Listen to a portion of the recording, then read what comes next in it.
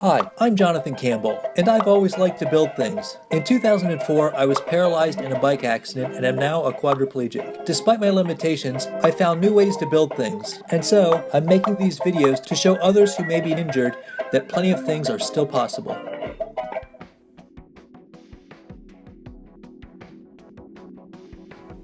Hello, I'm Jonathan Campbell, and I welcome you back out to my kitchen, a room rarely used and which I know very little about. I'm back out here because my computer's being restored and I do not have any webcams that I can shoot with, so I'm using my iPad and we're on location.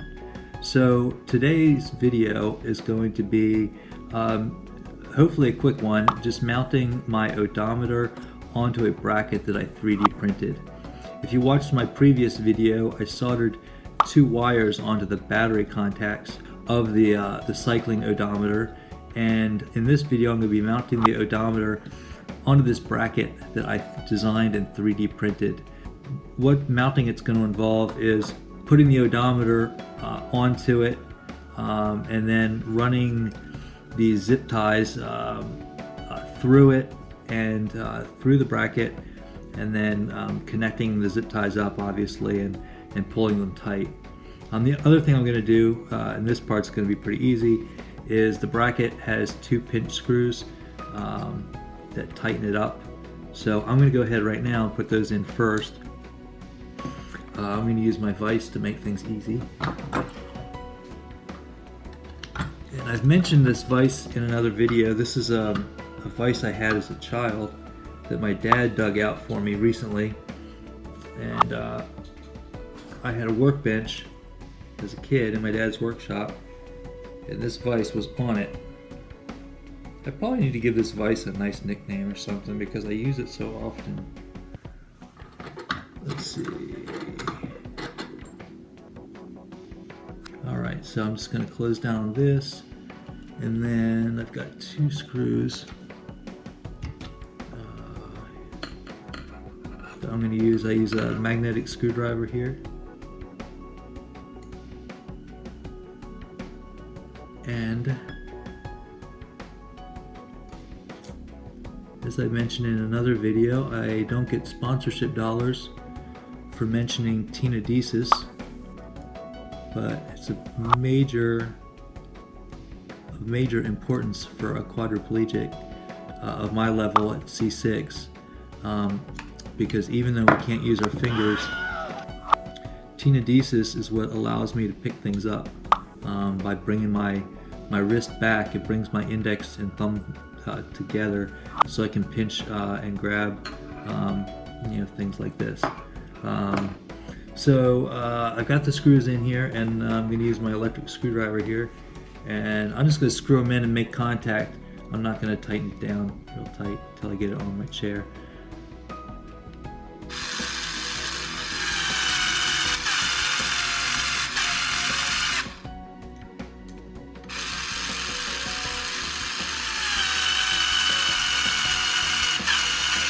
Alright, so I've got those screwed in. That'll make it easy. Once I get it on my chair, I'll just slide it on the tube and then just tighten these down. Yeah, so now that was the easy part. So the tricky part now is going to be doing zip ties. And zip ties are pretty tricky for me. First off, they're small to begin with. And second off, I have a trick for doing these. If I'm doing zip ties and I'm bundling a bunch of wires or something like that, something I can run through it, like if I can make a loop with the zip tie and then run wire and then feed wires through the loop and then tighten down on it, that's a lot easier because I don't have to do what I'm going to be doing here, which is basically having an object that I need to feed the zip tie through and then pull it tight. And the reason I say that is because usually if I'm just making a zip tie loop, what I'll do, I'm trying to get a hold of this, is I'll take my vise, Grippy. I'm going to work on nicknames during this video. I'm going to get Grippy here to grip my zip tie. And what I usually do, I don't know if this will show up on the video or not, But if I'm just doing a zip tie by itself, making loops, I'll put the zip tie kind of diagonally on the corner of the vise, and then what I'll do is I'll bring the zip tie around like this, and I'll try to get it to feed through. And these are the smaller zip ties too, so these are even more tricky than a regular one. And I don't want you to think I do zip ties very often. I don't, because they are such a pain in the butt.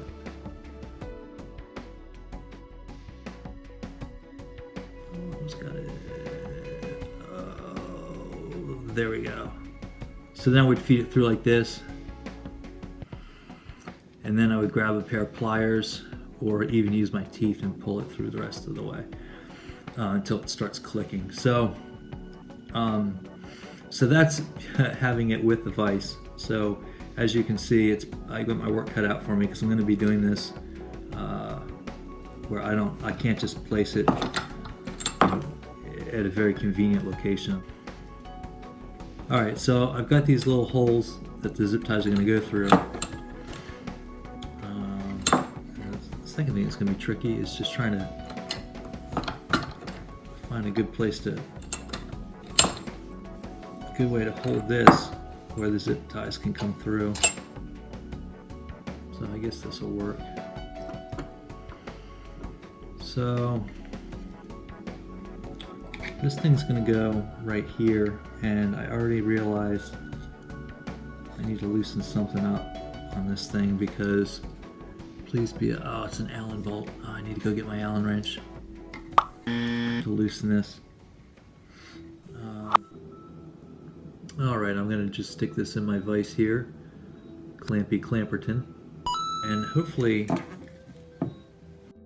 I hope the smallest size I have here is the size that I need.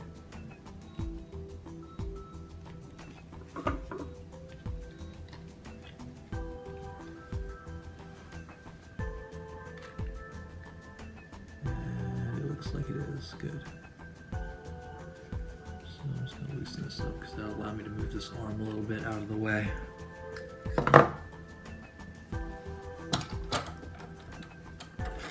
Okay. So what I'm trying to figure is, I'm trying to figure out what's the best way that I can run the zip tie through, and where basically its final position is going to be. And I guess I'm not really explaining that well, but it needs to feed through here. And what I'm thinking is, I'm thinking ahead, and I'll show you what my thought process is here. Okay, so since I can't hold the zip tie, the way I'm going to do the zip tie is I'm going to run it through here and then around. And the reason I'm going to run it this direction is because when I bring it around, this part, it doesn't have much movement because of the holes tight, and that's what I need. I need this thing not to move very much, because I'm going to need to use two hands to bring the loop through. And if I were to do this another way and run it through this part first, what you're going to see is, first off, the zip tie might fall all the way through, but when it's right here, it's going to be hard, because this thing's not going to hold still for me to, in fact, it might even drop through.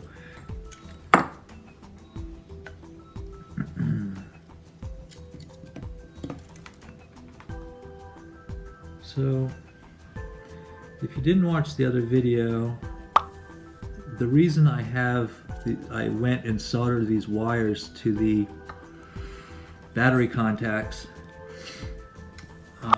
was because this is made for a bicycle, not for a wheelchair.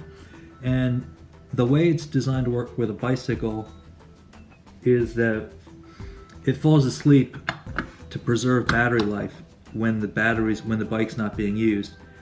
And it detects whether a bike's being used or not by whether it detects the wheel spinning or not. And if the wheel stops spinning, then it goes to sleep. And the thing is with a cyclist, they're gonna ride a bike maybe, let's just say, an hour and a half every day or 2 hours every day.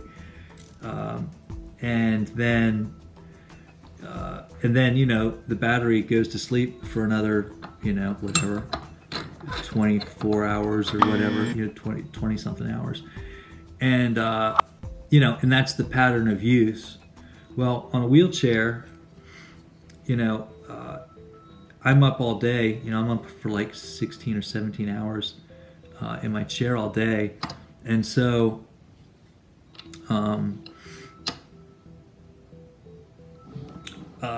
even though I'm not constantly moving, I move back and forth, just make little movements or whatever. And so if this thing falls asleep after, let's just say 10 minutes of you know, of zero wheel movement, you know, very rarely am I sitting still 10 minutes where my wheels don't move at all. And so the problem is the battery on this is probably meant to last probably at least a month under normal uses. And so I'm just feeding the zip tie through here like that. So it's probably made to run, you know, last at least a month under normal use. And I was finding myself having a dead battery after just a week. And so I quickly realized that that's probably what was causing it. So what I have on my chair, you know, I've got a built-in battery charger for my phone. And so what I was thinking is, maybe I'll just wire this thing in to that battery charger, and then when I plug in my battery charger to recharge my phone, it'll charge this thing up as well. So that's kind of what I'm doing here. Oh, I'm doing it one more time, and then I'm going to go with a different option.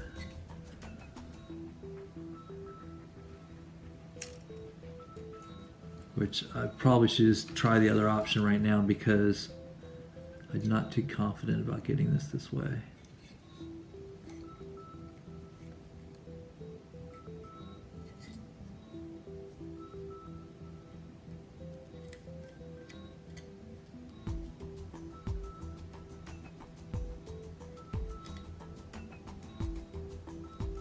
Maybe.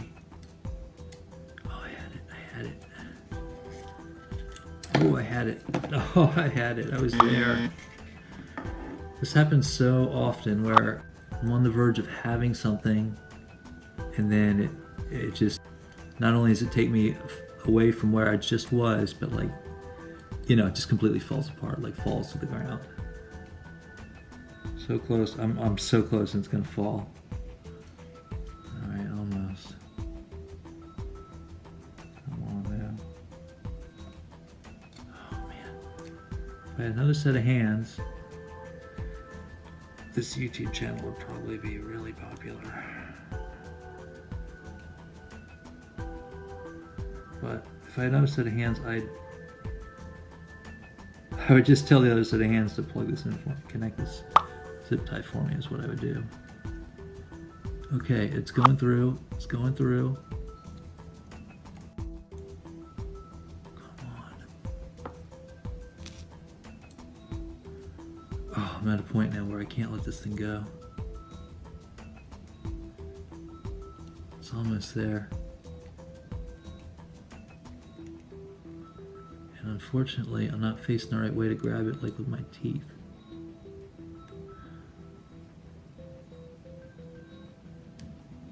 It's like I just need the zip tie to click one time, and then I'll have it in there. Come on. Oh, I wish I'd done this on the other side where I could pull on this with my teeth. Okay, this might work. Okay, if I can just get this to... Okay, I need to turn this around and try to get it with my teeth without moving.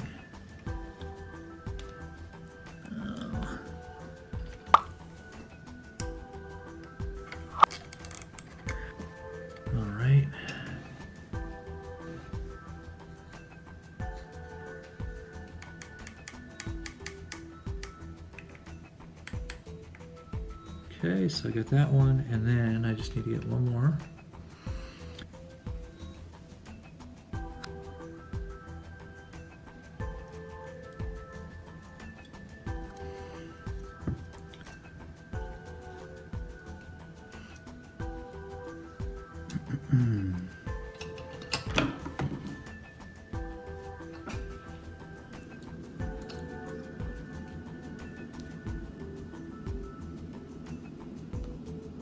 So watch this side be more difficult, even though it shouldn't be.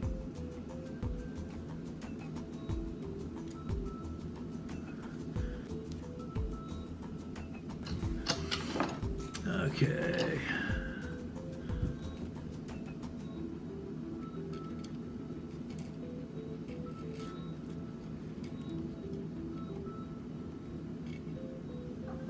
All right.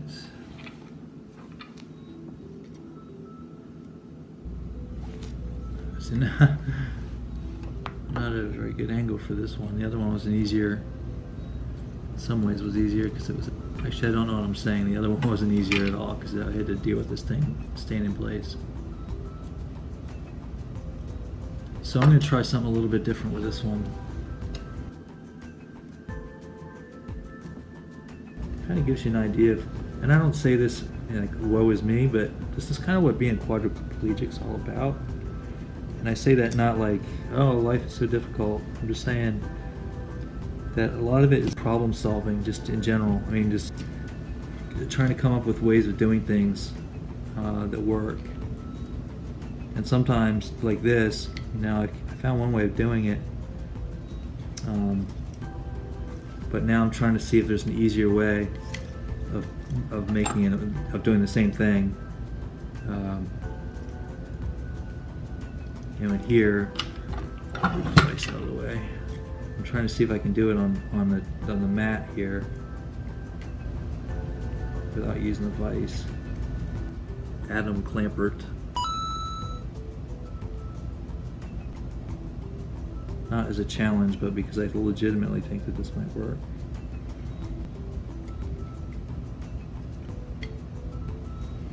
So what I'm thinking here is if I bend the zip tie a little bit, I can just get it to feed through here.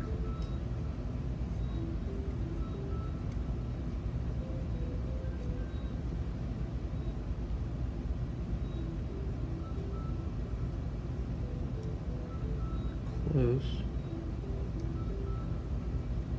Problem is getting the angle, getting it to angle in there just right. You know, because the part that feeds into the locking part needs to go in at like right at 90-degree angle. And I think I'm blocking the camera here, but trust me, there's magic going on behind my hand right now. Just kidding, I don't have it. Shoot.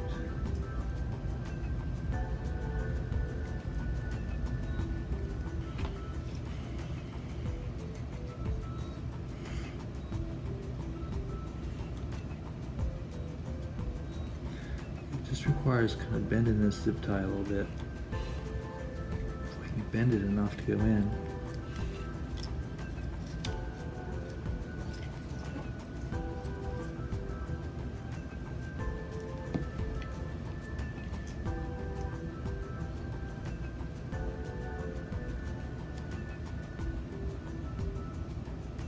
Okay, oh, that might work. I got it bent at like a sharp angle.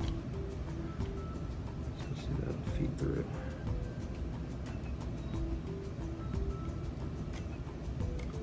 Yep, I think that's gonna work. Yeah, there we go.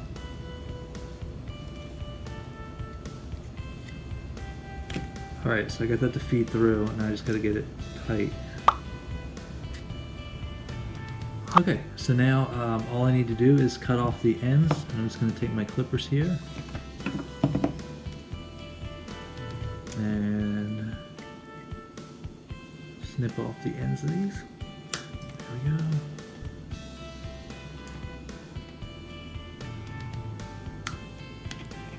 And there we go. And there we go. I have this mounted onto my bracket, and in a future video I will show how I'm going to put this onto my wheelchair.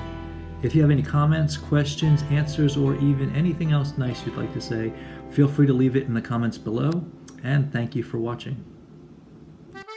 On the next, building with idle hands. It's time to install the new cyclometer onto my wheelchair. Sadie perfects her video bombing technique, and I decide not to stop hitting myself in the face.